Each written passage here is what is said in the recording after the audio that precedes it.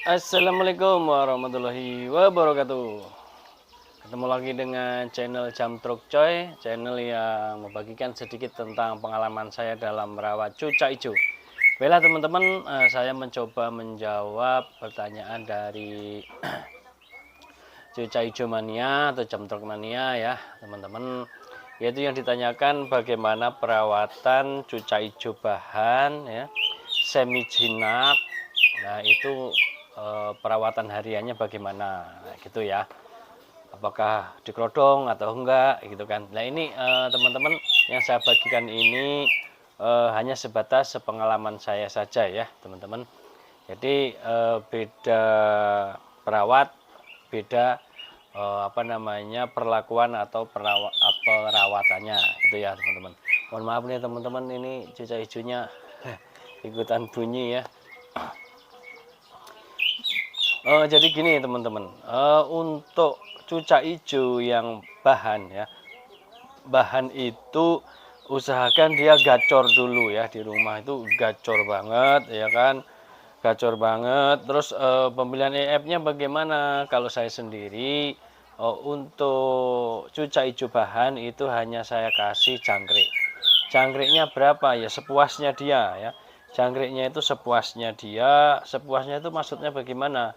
Sepuasnya itu ya dia itu mau makan jangkriknya itu habis berapa. Jadi kan misalnya nih kita kasih 7 ya kan, kok langsung habis. Jadi dikasih 7 dicepuk sama dia langsung habis, berarti kurang. Berarti coba lagi ditambah 3. Nah, tambah lagi 3, oh kok dia langsung habis ya, tambah lagi 3 gitu ya. Jadi kalau sudah misalnya ditambah lagi 3, yang dimakan 2, berarti 12. Ya udah rutinkan aja pagi sore 12. Tuh, kalau cuman dikasih 5, 7 misalnya, terus yang dimakan 5, ya udah kasih 5 gitu. Jadi yang langsung dimakan, ditelan gitu, nggak dibuang-buang, nggak dimainin, itu ya itu. Itu maksudnya apa namanya, pemberian jangkrik sepuasnya. Jadi sehabisnya dia, yang nggak dibuang-buang, yang langsung telan-telan gitu, langsung dimakan lah intinya gitu. Gitu ya teman-teman. Itu untuk pemberian EF-nya. Nah, terus apakah perlu dikerodong atau enggak? Kalau saya sendiri ya, kalau saya sendiri, nah dalam merawat cucak hijau yang bahan seperti itu, depan itu di apa di kerodongnya itu separuh. Jadi kan kalau kerodong itu kan ada restingnya ya, ada restingnya. Nah itu dibuka restingnya, terus dicantolin di atas gitu. Jadi depannya itu los gitu ya. Jadi samping ketutup, belakang ketutup, depannya los gitu. Apa tujuannya kok dibuka separuh seperti itu? Jadi gini tujuannya teman-teman ya. Kalau misalnya kita embunkan tiap pagi ya, kalau untuk cucak hijau itu kalau saya sendiri saya embunkan tiap tiap hari ya teman-teman. Itu untuk saya. Kalau beda perawat beda ya.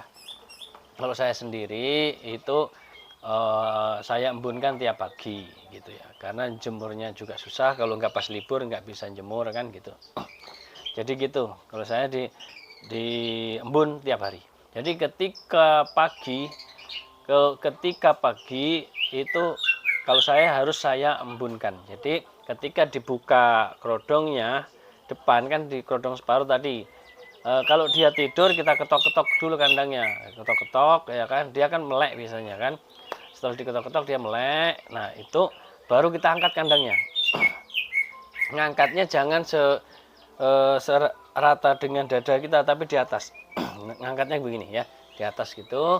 Langsung kita embunkan di atau kita gantung di teras. Asumsi kita supaya terkena udara pagi gitu ya teman-teman. Nah setelah digantungkan di teras atau diembunkan, itu langsung dikasih jangkrik sesuai yang dia habiskan. Misalnya dia itu tadi misalnya ketemu 5 ekor ya udah langsung dikasih jangkrik 5 gitu ya teman-teman. Karena kalau di hutan itu, kalau burung itu pagi itu cari makan dan berkicau gitu ya. Jadi kita mencoba mengikuti pola dia di hutan gitu ya. Meskipun di dalam sangkar di rumah kita ya begitu kita embunkan terus kita kasih pakan. Jangkriknya sesuai dengan takaran dia, gitu ya. Itu tadi dari apa namanya, pemberian EF maunya berapa ya kan, terus pengkerodongannya itu berapa, terus embunnya itu bagaimana seperti yang saya sampaikan tadi. Terus nanti setelah diembun, habis embun itu misalnya mau dijemur nih, oh ini lagi libur dijemur, ya udah lanjut jemur gitu. Jemurnya di sauna atau di ablak. Nah kalau belum gacor mandinya sauna, mandinya apa, jemurnya sauna gitu ya teman-teman. Kalau belum gacor jemurnya sauna gitu. Jadi dikerodong terus dibasahin ya, apa namanya, kerodongnya dibasahin, terus pakan minum juga tetap di dalam ya. Kalau misalnya minumnya mau diambil itu harus apa namanya, sering dilihat ya, burung tersebut sering dilihat, 15 menit dilihat gitu kan. Tapi kalau nggak mau ngeliat-ngeliat gitu ya sudah, air minum tetap di dalam, terus kerodongnya dibasahin, terus dijemur sampai kerodongnya kering. Nah gitu ya teman-teman. Nah kalau sudah di sauna kerodong udah kering, terus diangin-anginkan. Tapi kalau diangin-anginkan itu biarkan dia itu jangan langsung dibuka ya. Kalau ditaruh pinggir jangan langsung dibuka, biarkan dulu kira-kira 10 menit itu baru dibuka resletingnya. Begitu ya kalau untuk perlakuan jemur sauna. Gitu ya teman-teman. Untuk EF ya, untuk EF itu untuk harian hanya jangkrik aja ya, jangkrik dan pisang ya, buahnya pisang gitu. Itu ya teman-teman. Jadi rawatannya seperti itu ya, pemberian jangkriknya, terus buahnya ya pisang. Kalau saya sendiri buahnya pisang aja gitu. Kalau teman-teman mau pakai pepaya ya silahkan kan gitu. Kalau saya sendiri kalau bahan itu menggunakan pisang. Karena apa? Pisang itu menaikkan birahinya gitu ya. Jadi akan cepat menaikkan birahinya gitu. Gitu teman-teman ya. Jadi rawatan sederhana aja, kalau ada waktu ya dijemur, kalau enggak ya udah nggak usah, kan embun aja. Habis embun masukkan rumah gitu ya. Kalau biar aman ya kan, masukkan rumah gitu. Terus dikerodong lagi enggak ya, kayak tadi kerodongnya separuh, depannya dibuka kan gitu.